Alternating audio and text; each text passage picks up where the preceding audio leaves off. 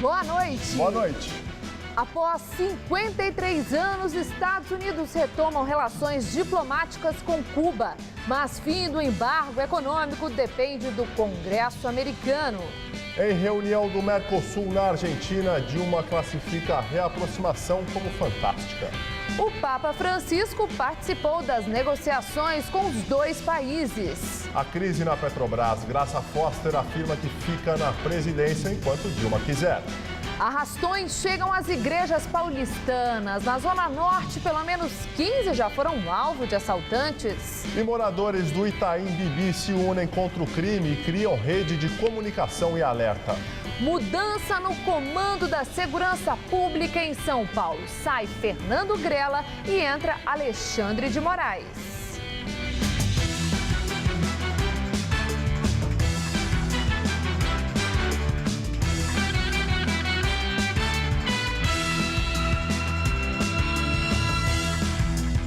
Olha, e a violência já chegou até as igrejas. Templos da zona norte da capital estão sofrendo com os arrastões. Nessas ações, criminosos levam o dinheiro do dízimo e roubam até os fiéis. Pelo menos 15 igrejas da região já foram roubadas nos últimos 2 meses. Com medo, os padres estão reforçando a segurança. Trancas de ferro foram colocadas em todas as portas da igreja, tudo para reforçar a segurança. E olha que não há nenhum exagero. A paróquia Nossa Senhora de Fátima, na zona norte da capital, foi invadida 4 vezes em apenas 20 dias. Em um dos assaltos, os ladrões danificaram a entrada do templo, arrombando as portas. E até um sacrário usado para guardar as hóstias foi destruído. O que levaram, mínimo, de dinheiro foi menos de R$100. Agora estragaram os cofres, estragaram fechaduras, precisamos colocar aí ferragens para a segurança. O levantamento feito pela própria arquidiocese mostra que pelo menos 15 igrejas aqui da Zona Norte foram roubadas nos últimos 2 meses. Em alguns casos, a ação dos bandidos foi bem parecida. Eles se passam por fiéis e depois que a missa termina, eles voltam à igreja e dizem que esqueceram algum tipo de objeto. Aí, armados, anunciam o assalto. Na igreja Nossa Senhora Aparecida, também na Zona Norte, as câmeras de segurança instaladas recentemente por causa dos roubos registraram a ação de um suspeito. As imagens mostram um homem entrando na sacristia. Ele se tranca por cerca de 15 minutos no banheiro privativo do padre. Depois anda por todos os cantos da igreja, até pelo bazar, e tenta chegar em áreas reservadas. Ele força uma porta da casa paroquial. Uma funcionária percebe a intenção do homem e pede para que ele saia da igreja. Eu vi ele perguntando onde estava o banheiro. Aí eu fui correndo e falei com ele. Falei assim, senhor, não pode usar esse daí, é só do padre. Ele falou, tá, e saiu. Mas ele era bem assim, diferente, estranho, ele não era daqui da comunidade, não é comum. Além das câmeras, o padre instalou alarmes e grades em algumas portas. Uma cerca foi colocada do lado de fora. A entrada de pessoas em algumas áreas agora está sendo controlada, mas o templo fica aberto normalmente. Falta de respeito para com o próximo e para com Deus. Porque assaltar qualquer templo é falta de respeito com Deus. Nossas autoridades precisam tomar providência. Tem muito bandido na rua. A Polícia Militar informou que o bispo Dom Sérgio de Deus Borges procurou o comandante da área norte para relatar as ocorrências nas igrejas da região. E segundo a PM, algumas providências serão tomadas e o policiamento será reforçado. Os padres também serão orientados a não abrirem as igrejas à noite e a não deixarem dinheiro acumulado nos templos. E cada vez mais os moradores de São Paulo se unem contra a sensação de insegurança que toma conta de algumas regiões da cidade. No Itaim Bibi, por exemplo, moradores dividem o custo de câmeras de monitoramento instaladas nas ruas e investem em capacitação de funcionários de prédios. Uma rede de informações. Um vizinho olha o outro. Essa é a ideia principal do projeto.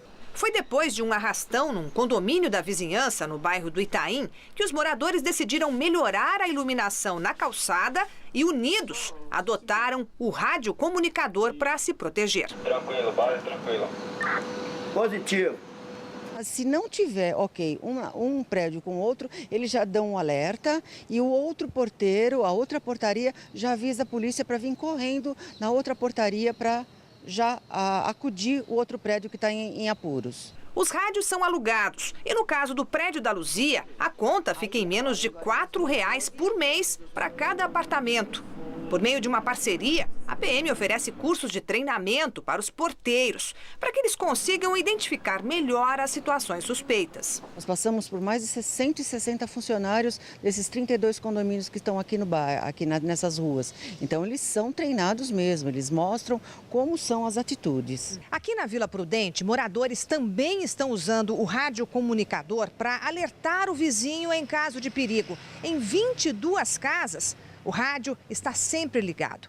Mas, além disso, eles instalaram câmeras nos postes ao longo de 2 ruas, por meio das quais é possível identificar, seja de dia ou de noite, a placa dos carros e ver o rosto de quem passa. São 16 câmeras recém-instaladas no quarteirão, onde só neste ano 9 casas foram invadidas por bandidos. O sistema interligado permite que todos os moradores acompanhem do próprio computador e também do celular tudo o que acontece perto de casa. Nós enviamos pelo celular imediatamente um para o outro, tudo o que está acontecendo.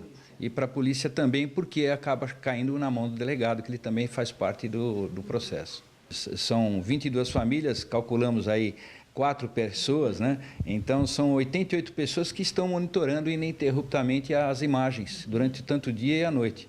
O custo da manutenção do sistema de vigilância é dividido, R$ 40,00 por mês para cada morador.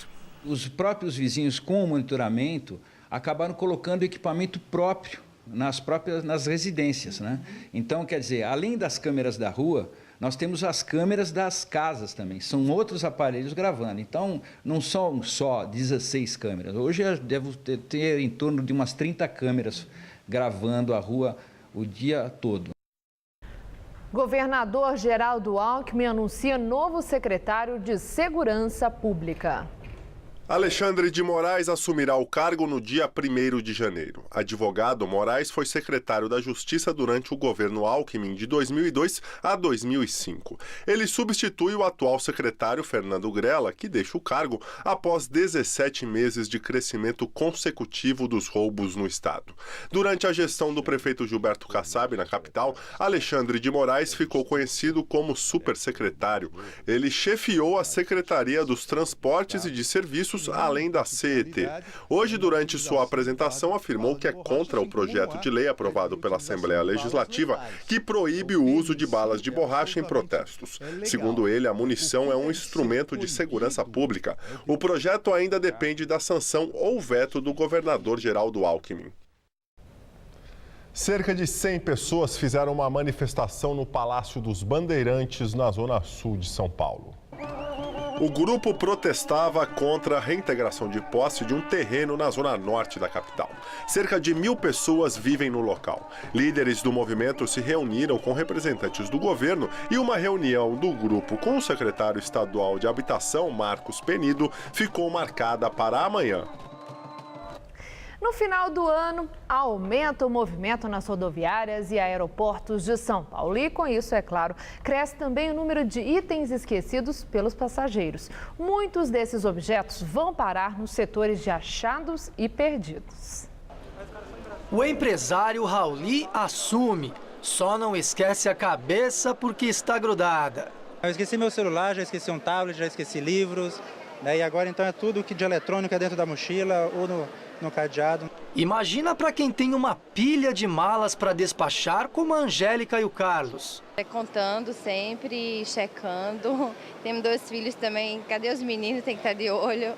Pelo aeroporto de Cumbica, passaram só no ano passado 36 milhões de passageiros. Entre tantas idas e vindas, ser relapso é quase inevitável.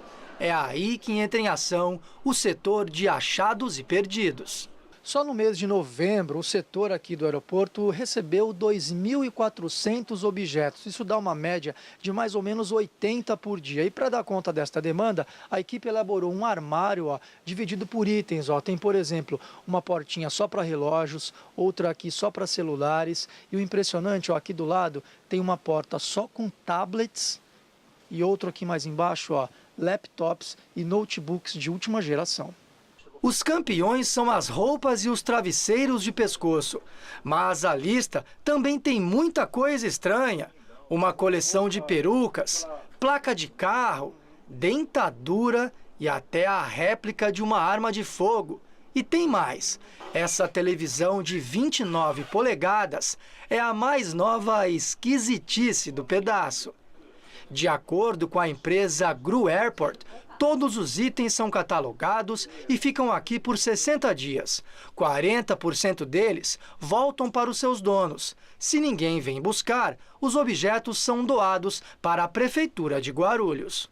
A rodoviária do Tietê também tem o seu achados e perdidos. Num dia de menor movimento, o setor recebe até 15 apetrechos, o que dá uns 450 por mês. Documentos e malas são os mais esquecidos. Também há muitas bengalas e até 2 bicicletas. Após 60 dias, os objetos são doados a instituições de caridade. Por aqui também passa de tudo. Nós já encontramos dentaduras, cadeiras de rodas, macas, pias, fogões. Uma vez uma pessoa esqueceu uma urna funerária, aí nós encontramos, buscamos uma identificação porque não tinha, localizamos a proprietária, ela informou que era a mãe dela e retornou para buscar.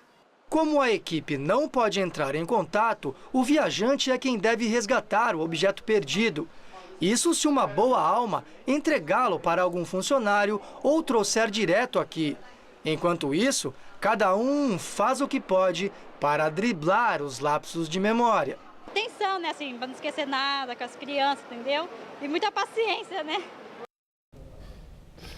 IBGE divulga pesquisa com uma série de indicadores sociais do país. Um deles mostra que a região sudeste lidera na faixa de pessoas de 25 a 34 anos que não saíram da casa dos pais. No país inteiro, em 2013, a taxa chegou a 24,6% da população nessa faixa etária. Em 2004, foi de 21,2%. O Sudeste é a região do país com maior proporção de jovens canguru que ainda moram com os pais, com 26,8%, índice superior à média nacional. Segundo o estudo, esse aumento constante não se deve necessariamente à falta de trabalho. Há uma escolaridade maior entre as pessoas que se encaixam na geração canguru, o que, de acordo com o IBGE, pode significar que eles ficam mais na casa dos pais para poderem se dedicar mais aos estudos. Quando o assunto é educação, o IBGE mostra que a expansão de matrículas no ensino superior nos últimos 10 anos fez com que a porcentagem de brasileiros de 18 a 24 anos matriculados em uma universidade ou faculdade subisse de 32,9% em 2004 para 55% em 2013. Mas o recorte racial mostra que esse crescimento ainda é desigual. Em 2013, 40,7% dos negros de 18 a 24 anos estavam no ensino superior. Já entre o grupo de brancos da mesma idade, 69,4% estavam matriculados em cursos de graduação no ano passado. O IBGE revela ainda que a concentração de renda e a desigualdade diminuíram, mas ainda são elevadas. Em 2013, os 10% mais pobres tinham apenas 1,2% da renda do país, enquanto os que ganham mais ficam com quase 42% da renda nacional. Dia histórico nas relações Estados Unidos e Cuba. Os dois países reatam os laços diplomáticos que estavam rompidos desde 1961. Obama declara que o isolamento de Cuba não funcionou. Today, the United States of America is changing its relationship with the people of Cuba. O acordo foi anunciado ao mesmo tempo por Raul Castro e por Barack Obama. O presidente americano confirmou a retomada das relações diplomáticas e o alívio de sanções impostas há mais de 50 anos. As comunicações, as viagens e o comércio entre os dois países serão facilitados. As embaixadas em Havana e Washington devem ser reabertas nos próximos meses. O presidente americano declarou que vai discutir com o Congresso a possibilidade de levantar o embargo que está previsto em lei. Obama afirmou que o isolamento por 5 décadas não funcionou e que é preciso encontrar um novo caminho. Mas disse que não espera mudanças na sociedade cubana da noite para o dia. Resultado de diálogo ao mais alto nível que incluiu uma conversação telefônica. Barack Obama e Raul Castro teriam conversado por telefone durante 1 hora no primeiro contato entre os líderes dos dois países desde a Revolução Cubana em 1959. O anúncio aconteceu logo depois da libertação do americano Alan Gross, que estava preso em Cuba havia 5 anos por ter levado serviços de internet à ilha. A prisão de Gross era o principal empecilho para a mudança política. Os Estados Unidos libertaram 3 agentes cubanos condenados em 2001 por espionagem. As negociações acontecem desde junho do ano passado, intermediadas pelo Canadá e pelo Vaticano. O Papa Francisco incentivou Obama a voltar a conversar com Cuba, numa carta e no encontro que tiveram este ano. A presidente Dilma Rousseff considerou fantástica a reaproximação entre Estados Unidos e Cuba e disse que se trata de um marco nas relações na região e no mundo. Ela saudou os principais personagens do acordo. Eu cumprimento o presidente Raul Castro, o presidente Obama, por essas duas confluência de interesses. E também o Papa Francisco, que parece ter sido, por trás de tudo, o grande fator de aproximação. Dilma aproveitou para responder às críticas que recebeu, inclusive na campanha eleitoral, pelo apoio a Cuba na construção do Porto de Mariel. Cuba tem de ser integrada, são ações concretas. E daí, algo que foi tão criticado durante a campanha, que foi o Porto de Mariel, mostra hoje a sua importância para toda a região e para o Brasil, na medida em que hoje o Porto de Mariel é estratégico pela sua proximidade com os Estados Unidos. Dilma esteve em Cuba em janeiro deste ano, na inauguração do Porto de Mariel. Ele foi construído pela Odebrecht com financiamento do BNDES. Está apenas a 200 quilômetros da Flórida e poderá receber navios de grande porte. As declarações da presidente, como nós vimos, foram dadas na Argentina, na reunião de cúpula do Mercosul. No encontro, ela defendeu ainda que o Mercosul acelere os acordos econômicos. Dilma chegou pela manhã à cidade de Paraná, na província de Entre Rios, na Argentina, para participar da reunião semestral da Cúpula do Mercosul, bloco formado por Brasil, Argentina, Uruguai, Paraguai e Venezuela. Além da anfitriã, a presidente da Argentina, Cristina Kirchner, o encontro também contou com a participação dos presidentes Nicolás Maduro, da Venezuela, José Mujica, do Uruguai e Horácio Cartes, do Paraguai, e também do presidente da Bolívia, Evo Morales. A reunião analisou temas comerciais e o processo para o ingresso da Bolívia como membro pleno do bloco. Como a presidência do Mercosul é rotativa, nesse encontro foi a vez de Dilma assumir o cargo, no qual deve permanecer pelos próximos 6 meses. Em seu discurso, ela defendeu que o Mercosul acelere os acordos econômicos com o Equador e com os países que compõem a Aliança do Pacífico, Chile, Colômbia, Peru e México. Ao encerrar sua fala, Dilma fez uma homenagem ao presidente uruguaio José Mujica, que deixará o cargo em março do ano que vem. Antes de encerrar, eu quero dirigir-me muito especialmente ao companheiro Pepe Mujica para manifestar minha alegria pelo privilégio de tê-lo conhecido e pelo seu convívio. Minha emoção e estou me emocionando, viu, Pepe? Por contar com sua amizade. E meu imenso agradecimento por ter contado com sua colaboração.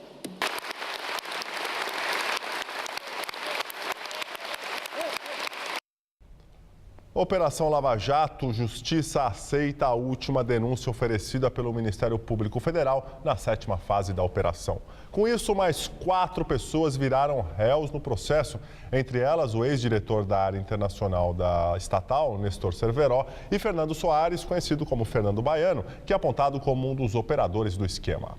De acordo com a denúncia, eles são acusados de participação em crimes como corrupção contra o sistema financeiro nacional e lavagem de dinheiro entre 2006 e 2012. Segundo o Ministério Público Federal, Fernando Baiano e Nestor Cerveró são suspeitos de receberem 40 milhões de dólares de propina nos anos de 2006 e 2007 para intermediar a contratação de navios sonda para perfuração de águas profundas na África e no México.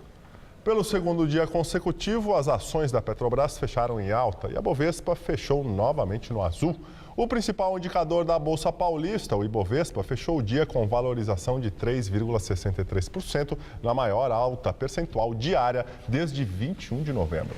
As ações da Petrobras tiveram leve recuperação nas últimas 48 horas, mas ainda é muito pouco perto da desvalorização desde que começou a crise na empresa com as denúncias de corrupção.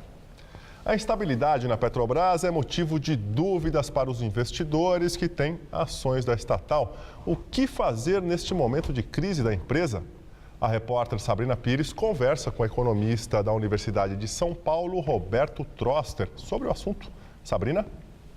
Gabriel, além das denúncias de corrupção, também a não divulgação do último balanço da Petrobras, agora um outro fator também afeta as ações da empresa, o baixo preço do petróleo no mercado internacional e por isso nós vamos perguntar para o professor Roberto Luiz Troster o que fazer. O investidor brasileiro comprou a ação da Petrobras, faz o quê? Vende, espera? Bom, enquanto não tiver uma perspectiva de alta clara, não é um bom negócio ficar com ações. Tem um ditado assim no mercado que diz que o primeiro prejuízo é sempre o menor. Já caiu bastante, seguir insistindo, existe uma possibilidade remota que mude, mas não é razoável antecipar uma alta do papel. Além desses fatores que você mencionou, você também tem que a viabilidade do pré-sal com a Petrobras pondo 30% em cada projeto, com dificuldade de acesso ao crédito que tem, com todos os parceiros que a Petrobras tem mais fracos financeiramente por conta dos problemas financeiros da Rússia, eu diria que não é uma hora de comprar a Petrobras, com certeza. Agora, muitos escritórios, principalmente nos Estados Unidos, eles estão entrando com processos e querendo ressarcimento dos prejuízos. Aqui no Brasil, quem comprou a ação da Petrobras, inclusive incentivado pelo governo, tem essa possibilidade? A lei brasileira é diferente da lei americana. Lá você tem ações coletivas. Aqui você tem individualmente um investidor que se sentir lesado pode tentar, bem como o Ministério Público possivelmente vai entrar com alguma ação de improbidade administrativa, mas ainda está por se ver. Agora, professor, como é que a gente pode pensar em curto prazo? Esse nervosismo continua? Infelizmente, sim. O nervosismo no mercado continua. Nós vamos ver o dólar subindo e descendo com volatilidade nas próximas semanas, a Bolsa também. Então, é um cenário incerto. Até você não ter uma mudança de 180 graus na política econômica, o cenário financeiro vai ficar volátil, sim. Só para a gente encerrar, na questão do dólar, quem vai viajar, tem viagem marcada aí para frente e precisa do dólar. Como fazer, já que o dólar está subindo tanto? Bom, a recomendação é não corra risco. Compra dólar, você pode comprar ou dólar papel ou aqueles cartões que você carrega com dólar e você já paga agora. Se você deixa para pagar depois, até existe a possibilidade do dólar cair um pouco, mas ele pode subir ainda mais, então, e pode estragar as férias. Então, compra antes, dinheiro na mão. Ok, muito obrigada ao professor Roberto Luiz Troster, que deu essas informações. Quem quer dólar tem que comprar, de preferência aos poucos, mas antes da viagem, garantir menor o risco. E não é hora de comprar a ação da Petrobras, é hora de vender. Voltamos ao estúdio.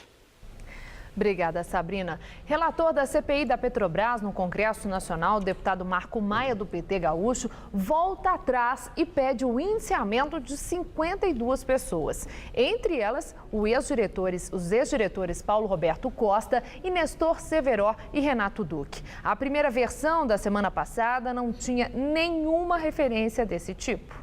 Marco Maia informou que fez a mudança após receber a investigação da Controladoria Geral da União sobre a compra da refinaria de Pasadena. O documento, segundo ele, aponta um prejuízo de 561 milhões de dólares. O deputado afirmou ser favorável ao afastamento de toda a diretoria da estatal, inclusive da presidente Graça Foster. Segundo ele, essa recomendação não foi incluída no relatório porque é uma decisão que cabe à presidente Dilma Rousseff. Graça Foster diz que não vai deixar a presidência da Petrobras. É a primeira vez desde o início da crise que ela admite que colocou seu cargo à disposição da presidente Dilma Rousseff. Graça Foster revelou que a demissão coletiva da diretoria também foi considerada. Sobre a ex-gerente Venina Velosa da Fonseca, que desde 2009 alertou várias vezes a direção da Petrobras por e-mail a respeito de irregularidades na companhia, Graça Foster afirmou que não havia clareza nas mensagens da funcionária. A presidente da estatal comentou ainda a Operação Lava Jato, que investiga denúncias de corrupção na Petrobras. Disse que a investigação da Polícia Federal está ensinando a empresa. E agora vamos ao comentário de economia com Vinícius Torres Freire. Com Cuba no topo do noticiário, volta o zum do caso dos empréstimos do governo brasileiro para a ilha. Um já feito, outro encaminhado. O governo brasileiro, por meio do Bancão Estatal de Desenvolvimento, o BNDES, emprestou dinheiro a juros baratinhos para que a Odebrecht, a empreiteira brasileira, construísse o Porto de Mariel, um grande porto. O empréstimo foi de quase 700 milhões de dólares, cerca de 1,7 bilhão de reais. Outro empréstimo de 150 milhões de dólares foi aprovado para a reforma do decrépito aeroporto de Havana, que ficaria outra vez a cargo da empreiteira Odebrecht. O porto foi o maior investimento privado na ilha desde que Cuba se tornou comunista, faz mais de 50 anos. Qual o interesse para o Brasil? Primeiro, o governo do Brasil dá apoio a outras empresas brasileiras que queiram exportar lá de Cuba ou não, aqui do Brasil também, em geral exportadoras de bens. Nesse caso, a exportação da Odebrecht é de serviços de construção. Até aí, então, nada de grave. Segundo, o Brasil espera que empresas brasileiras sejam beneficiadas com a presença forte do Brasil em uma economia cubana reformada e aberta para o mundo e para o mercado. Pelo menos em tese. Não é absurdo. Aliás, o BNDES também financia obras em outras partes da América Latina. Terceiro, países como a China estão fazendo a mesmíssima coisa em escala muitíssimo maior que o Brasil. Problema: o Brasil tem todo esse dinheiro para emprestar? O problema do BNDES é que o governo do Brasil faz dívida para levantar capital para o Bancão Estatal de Desenvolvimento. Isso sai caro. O negócio vai ser de fato rentável para o Brasil? A gente não tem uma avaliação de risco e retorno clara. A decisão foi justificada de modo mais político do que com números frios. Enfim, o Brasil vai ter mesmo uma posição especial em Cuba? Se Cuba se abrir de vez ao investimento externo, Estados Unidos e China não vão entrar com tudo? Em tese, a ideia do governo brasileiro de fazer uma parceria com Cuba não era absurda. Foi criticada mais por motivos ideológicos do que diplomáticos e políticos. Mas o governo brasileiro também tomou sua decisão fortemente apoiado em motivos ideológicos e não apresentou com clareza os benefícios do empréstimo do BNDES para Cuba. Assim como não justifica mesmo os empréstimos domésticos do BNDES aqui dentro. A discussão está contaminada demais por política e menos por racionalidade econômica e diplomática, como tudo no Brasil nos últimos anos, aliás. Boa noite. Pesquisa Ibope aponta que após a eleição, a aprovação ao governo Dilma subiu. O levantamento foi feito a pedido da Confederação Nacional da Indústria, a CNI. A margem de erro da pesquisa é de 2 pontos percentuais para mais ou para menos. O percentual da população que avalia o governo Dilma como ótimo ou bom subiu 2 pontos percentuais, passando de 38% em setembro para 40% em dezembro. Já a taxa dos que avaliam como regular caiu 1 ponto percentual, de 33% para 32%. Os que acham o governo ruim ou péssimo eram 28% e agora 27% da população. O percentual dos que não souberam souberam ou não quiseram responder se manteve em 1%. A confiança no governo Dilma também cresceu, passando de 45% para 51%. Os que não confiam caiu de 50% para 44%. Os que não souberam ou não responderam se mantiveram em 5%. A aprovação na maneira de Dilma governar o país também subiu de 48% em setembro para 52% em dezembro. O índice dos que desaprovam a presidente caiu de 46% para 41%. Os que não souberam ou não responderam passaram de 6% em setembro para 8% em dezembro. A pesquisa foi realizada entre os dias 5 e 8 deste mês. Foram entrevistadas 2.002 pessoas em 142 municípios. A Assembleia Legislativa de São Paulo instala a CPI para apurar casos de violações aos direitos humanos na USP e em outras universidades do estado. A reunião de instalação da CPI, que vai investigar denúncias de estupros na Faculdade de Medicina da USP, estava marcada para ontem, mas não aconteceu por falta de quórum. Hoje, durante a primeira reunião, os deputados votaram uma série de requerimentos para convocar autoridades e outras pessoas envolvidas em denúncias de violência sexual para prestarem depoimento. Entre os convocados está o diretor da Faculdade de Medicina, José Otávio Costa Auler Júnior. Já o reitor da USP, Marco Antônio Zago, deverá receber apenas um convite para participar de uma sessão. Os trabalhos da CPI da USP devem continuar amanhã, a partir das 2h30 da tarde. Até a semana que vem, o calor deve continuar em São Paulo, mas as altas temperaturas associadas à umidade devem provocar pancadas de chuva aqui na capital paulista já a partir de amanhã. Os meteorologistas não descartam a possibilidade de temporais. Vamos ver como fica o tempo amanhã em todo o Brasil, no estado de São Paulo, com Luciana Magalhães.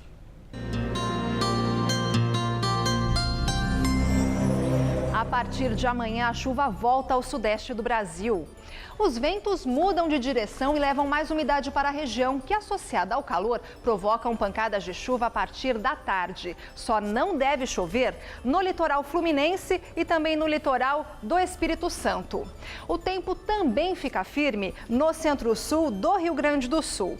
Nas demais áreas do país, previsão de pancadas de chuva. Chove bastante ao longo do dia nessa área escura do mapa, entre o Piauí e a Bahia, com potencial para alagamentos. Amanhã, máxima de 35 graus em Cuiabá e também no Rio de Janeiro.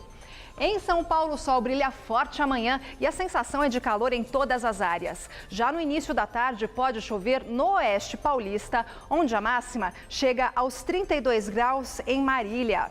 Nas demais áreas, pode chover forte, mas de forma isolada, no fim da tarde. Em São Carlos, máxima de 33 graus. E na faixa leste, máxima de 32 em Santos e também em Caraguatatuba. Amanhã na capital, calor com pancadas de chuva no fim da tarde, máxima de 31. E tanto na sexta quanto no sábado, o sol até aparece, mas o céu pode ficar nublado e chover a qualquer hora, máxima de 29 graus nos 2 dias. Eu volto daqui a pouco no Jornal da Gazeta, edição das 10. Até lá! Câmara aprova salário para os deputados maior do que o da presidente da República. O salário da presidente Dilma Rousseff e de ministros do governo será de R$ 30.900, enquanto senadores, deputados, ministros do STF e o procurador-geral receberão R$ 33.700 por mês. Atualmente, o presidente da República recebe o mesmo salário dos parlamentares, quase R$ 27 mil. Os reajustes salariais do STF e do procurador-geral estão previstos em 2 projetos de lei que seguirão para a sanção presidencial depois de aprovados pelo Senado. Vamos agora à entrevista do dia com Maria Lídia Flandoli. O ânimo da oposição ao governo Dilma Rousseff exibe vigor em ações formais que ultrapassam os limites da tribuna do Congresso. E o nosso convidado é o presidente municipal do PSDB, Milton Flávio, político atuante de extensa história no PSDB. Muito obrigada por estar conosco. Bom, após a derrota de Aécio Neves, Analistas políticos, alguns, disseram que o PSDB teria ficado estilhaçado, considerando as derrotas sucessivas para o PT. O PSDB está em cacos? Olha, eu tenho a impressão que esses analistas já devem ter repensado e refeito essa análise.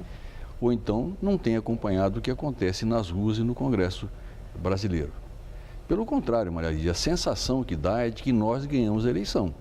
Pelo menos é assim que o Oeste tem sido tratado quando vai ao Congresso, quando visita os estados, sobretudo as capitais. E a população brasileira, sobretudo nos estados mais desenvolvidos, fizeram opção pela mudança e escolheram, né, o PSDB como um instrumento dessa mudança. Eu acho que, neste momento, o PSDB retorna às ruas, volta às suas origens e a expectativa nossa é de que vitórias sucessivas passarão a acontecer com maior frequência. A oposição, e aí a figura de Aécio Neves tem tido muito destaque, tem estado muito vigorosa desde a derrota de Aécio, a vitória de Dilma, né, em outubro. Isso é bom para o PSDB, antes mesmo de Dilma assumir o segundo mandato, vir com essa carga toda?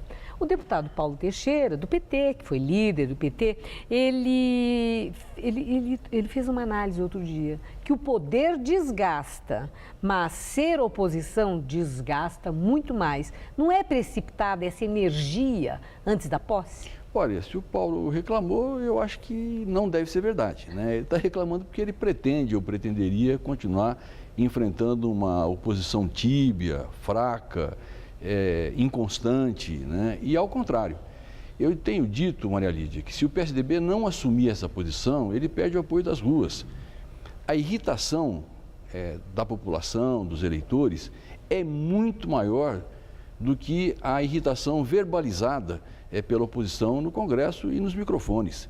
Quem vem para a passeata sente nas pessoas um inconformismo, né, que precisa ser controlado. As pessoas querem muito mais do que nós.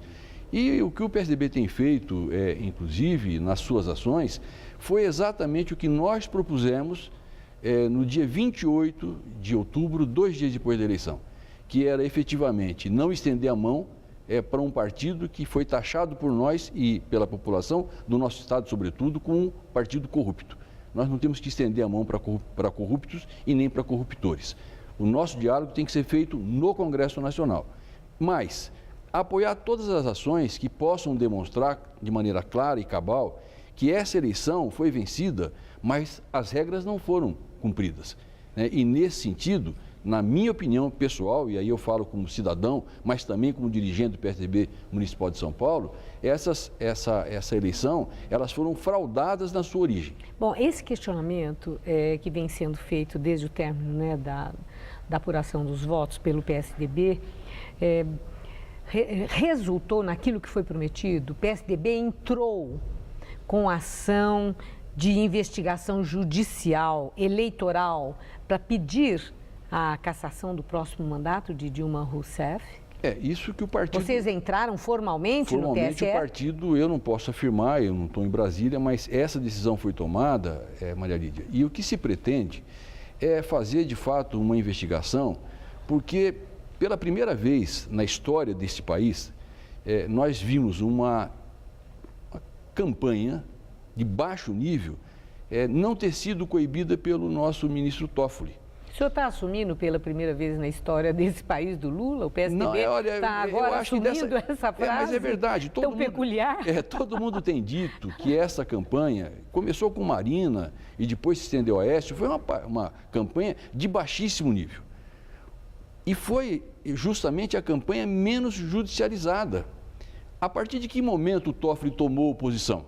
Quando surgiu, quando estourou o escândalo da Petrobras, e aí a oposição começou a usar as acusações para veiculá-las na propaganda eleitoral gratuita, e aí o Toffoli entrou. entrou para dizer, olha, campanha não é para isso, a campanha tem que ser propositiva. Enquanto foi para desconstruir a Marina e o Aécio, estava tudo muito bom. Bom, mas Lula disse que Aécio não aceita a derrota e também não desce do palanque, e que isso não é a postura de alguém que defende tanto a democracia. Se alguém não desceu do palanque é o Lula, né? Aliás, nunca esteve em outro lugar. Então é uma questão, Maria Lídia, né? Eles estão acuados, eles estão nas cordas.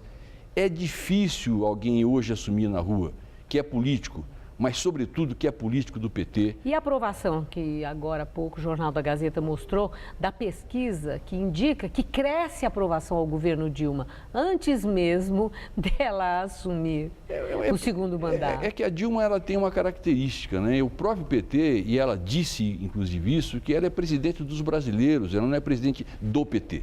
Ela tem tentado se descolar, como tem tentado se descolar, e a sua amiga Graça Foster, do escândalo da Petrobras. Até quando? Eu conversava ainda ontem, Maria Lídia, com um amigo meu português que voltou de Portugal. Lá o primeiro-ministro português, o ex-primeiro-ministro, está preso. E dizem os portugueses que entre os fatos que serão relatados, seguramente fatos envolverão um ex-presidente brasileiro, né, que está envolvido com o escândalo do Banco Português, com a Telecom e com uma companhia de telecomunicações do Brasil. Vamos aguardar para ver até quando eles continuam se safando disso. Eu agradeço muito sua entrevista. É importante que já esteja aí delineada a atuação da oposição, que faz parte do jogo democrático. É fundamental. Saber o que é que o PSDB pretende no desempenho dessa importante função. Muito obrigado, uma boa noite. Eu que agradeço, Maria Lídia. Gabriel. Uma exposição aberta hoje em São Paulo comemora os 50 anos de Mafalda, a personagem criada pelo cartunista argentino Joaquim Lavado, o Quino. Olha, a mostra já passou por diversos países como Chile e México. Ela só tem 6 anos de idade, adora Beatles e vive fazendo reflexões sobre a realidade. Divertida, inquieta, questionadora. A personagem criada pelo cartunista Quino, a Mafalda, completa 50 anos fazendo a cabeça do público. Acho que lembra a infância. Eu estava olhando até uma tirada que me lembrou muito. Meus cabelos de manhã, assim, aquele meio mau humor de manhã. Na exposição, alguns elementos dos quadrinhos foram trazidos para a realidade, como o carro da família, o apartamento de época e até como aquela menina expressava sua indignação. Mundo doente, quase sem cor ou enfraquecido, quem sabe de cabeça para baixo. Essas eram algumas das visões que Mafalda tinha naqueles anos de 1960, quando o mundo, na opinião dela, parecia precisar de uma camisa de força. Aqueles anos eram de ditadura na Argentina e essa era uma forma de criticar a situação política daquela época. Mas as opiniões de Mafalda parecem sobreviver ao tempo e ao tema. Valendo para hoje, valendo para o mundo inteiro praticamente, não é só para a Argentina não. Para o Brasil está caindo como uma luva ainda. E que tal então registrar o seu recado em formato de quadrinhos? Essa é a ideia por aqui. Foi difícil escolher a frase? Tem algumas frases, mas são muito interessantes, assim. Elas envolvem todo um ideal, assim. É bem legal. Mesmo sendo uma criança, né? Ela tem ideias pra frente. Eu já li todas as histórias em quadrinhos da Mafalda, gosto muito dela. E essa é uma das que eu já conhecia, que eu lembrava. Agora é a hora, então, de ser um momento Mafalda. Sim, sim. As tiras de Mafalda já foram traduzidas para 26 idiomas e trazem também outros personagens que também estão na exposição, como os pais, o irmão e os amigos dela. As histórias foram produzidas até 1973, mas até hoje são publicadas e populares na América Latina e na Europa. Mafalda, que era preocupada com a humanidade e a paz mundial, virou símbolo da Declaração Universal dos Direitos da Criança da Unicef. O pôster também está na exposição em São Paulo. A exposição ela é bem interativa e convida todo mundo a participar, ser um pouquinho de Quino, ou seja, também fazer uma tirinha. O que ajuda aqui também, olha, são esses carimbos. Aí quem não sabe desenhar, tipo eu, também pode participar. E olha, não são só as crianças, não, tem bastante gente grande aqui participando para também fazer a sua Mafalda. O que você está achando? É divertido poder fazer o próprio quadrinho? Porra, muito divertido. Eu adoro a Mafalda. Desde criança eu acompanho ela, eu tenho um calendário, tenho um caderno, então tudo que tem, vou colecionar essa folha, vou guardar comigo.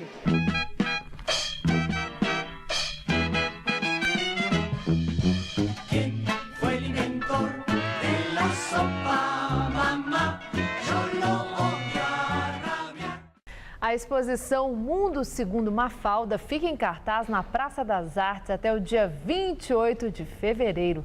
A mostra pode ser visitada diariamente, das 9 da manhã às 8 da noite. A entrada é gratuita. A seguir, os preparativos para a corrida de São Silvestre. E o aniversário do Papa Francisco. Pontífice completa 78 anos com celebração em meio a fiéis. E agora as notícias do esporte com Estela Gontijo e Celso Cardoso. E a corrida de São Silvestre completa 90 anos. E desde 1925, quando foi criada pelo jornalista Casper Líbero, ela jamais foi interrompida. Celso Cardoso. Estela, não deixou de acontecer mesmo nos momentos mais críticos, como a Revolução Constitucionalista de 32 e a Segunda Guerra Mundial. Ontem, um jantar na Fundação Casper Líbero deu início às comemorações do 90º aniversário da corrida de rua mais tradicional da América Latina. A Sala Casper Líbero foi o local escolhido para um importante jantar no prédio da TV Gazeta, com a presença de autoridades e personalidades para comemorar a 90ª edição da Corrida Internacional de São Silvestre. Não se trata de um jantar apenas referente ao 90º ano em que se realiza a São Silvestre, como também dos 70 anos que completa a Fundação Casper Líbero. Uma prova cheia de história e tradição. Ano após ano, a São Silvestre se firma como um dos importantes eventos na cidade de São Paulo. Bicampeão da prova em 1980 e 1985, José João da Silva reconhece o tamanho da São Silvestre e a importância da façanha em sua vida. A história da São Silvestre ela é singular. Ela é única no país e uma das únicas do mundo, né? E é 90 anos de história, não é qualquer prova no mundo que tem isso, né? Como que ela mudou a sua vida? Ah, totalmente. Literalmente mudou a minha vida, né? Literalmente. Na parte escolar, me fez eu conhecer o mundo, né? Cidadão do mundo e do país. Então acho que a São Silvestre, show de bola. E para os jornalistas da TV Gazeta, hora de se preparar para mais uma transmissão. A corrida celebra a importante tradição da emissora no dia 31 de dezembro. Mundial de Clubes da FIFA. Ainda não está definida a final do torneio, que neste ano está sendo realizada no Marrocos. O São Lourenço da Argentina, time do coração do Papa, o time de coração do Papa, está derrotando o Auckland City da Austrália por 2-1 no segundo tempo da prorrogação. Ontem, o time espanhol eliminou o mexicano Cruz Azul. Veja os gols. O Real Madrid confirmou o favoritismo contra o Cruz Azul na semifinal do Mundial de Clubes. Aos 14 minutos de jogo, Toni Kroos bateu falta, Corona saiu mal do gol e Sérgio Ramos abriu o placar, 1-0 Real. Carvajal fez grande jogada pela direita e cruzou na medida para Karim Benzema fazer o segundo. O time mexicano teve a chance de diminuir no pênalti de Sérgio Ramos em Pavone. Torrado bateu e Casillas defendeu. No começo da etapa final, Cristiano Ronaldo cruzou para Gareth Bale fazer o terceiro da equipe merengue. E para fechar a goleada, nova jogada do CR7. E agora assistência para Isco deixar o dele e definir a classificação do Real Madrid para a final do torneio. 4-0 e fim de papo.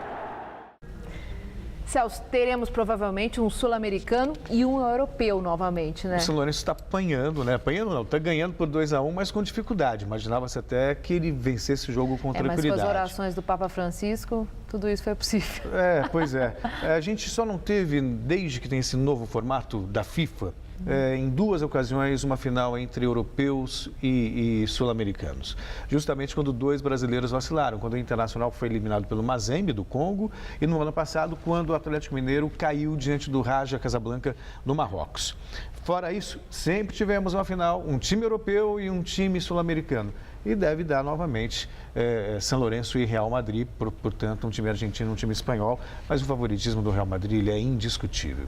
Tem muito mais time, tem muito mais dinheiro e tem o melhor jogador na atualidade, que é o Cristiano Ronaldo. Despachou o Cruz Azul com uma facilidade enorme, 4-0. Vídeo São Lourenço que está aí batalhando para chegar na decisão. Vai ter que contar com muita ajuda do Papa, né? Com certeza, muitas orações. Muitas orações. Na Europa, a bola segue rolando pelos campeonatos e Copas Nacionais.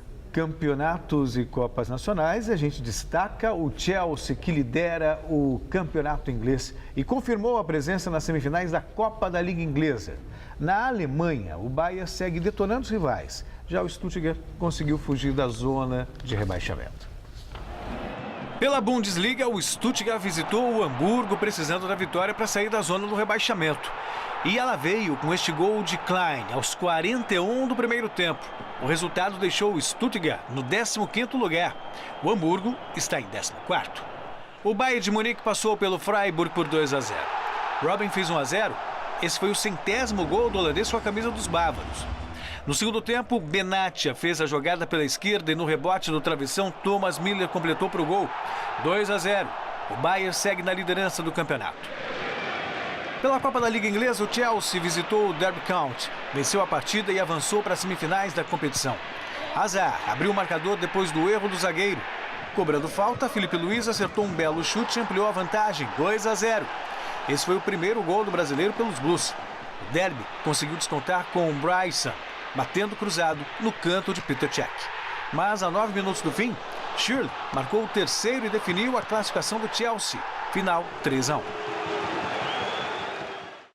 E por hoje é só, Estel. Muito obrigada, Celso. Boa noite, fique bem. Até amanhã. E é com você, Gabriel. Sem esquecer do luto pelas vítimas do terror, católicos em Roma organizaram uma festa para comemorar o aniversário do Papa Francisco. O Vaticano se transformou em um salão de tango a céu aberto. A comemoração dos 78 anos foi do jeito que o Papa gosta. No meio do povo, a caminho da audiência geral semanal, o Parabéns a Você foi cantado em vários idiomas. Das mãos de uma criança, o Papa ganhou um desenho de aniversário. Padres argentinos providenciaram bolo em branco e azul, as cores da bandeira argentina. Eles não esqueceram da cuia de mate e Francisco aproveitou para dar um gole. O pontífice ganhou uma festa aparentando os ventos dos Pampas, nas palavras do próprio aniversariante. Ao som do tango, mais de 2.000 pessoas participaram de uma milonga a céu aberto na Praça Pio XII, ao lado da Praça de São Pedro. Francisco disse que parecia a praça do 2x4 em referência aos passos do tango.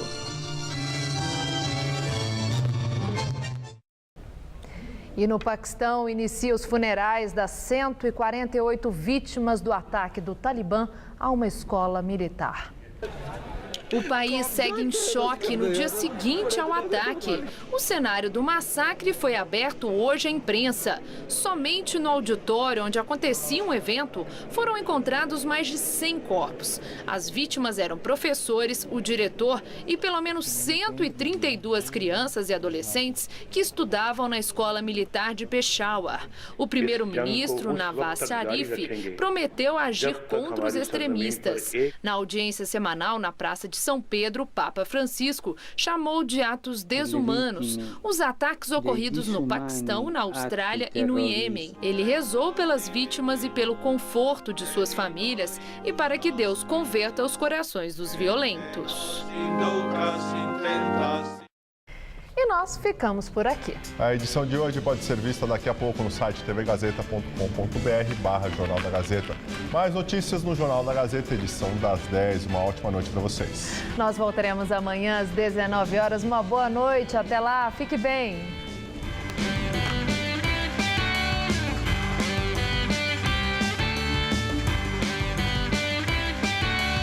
Hoje, 11h30 da noite, o Eu Nunca leva a cantora Negra Lee para um mergulho inesquecível.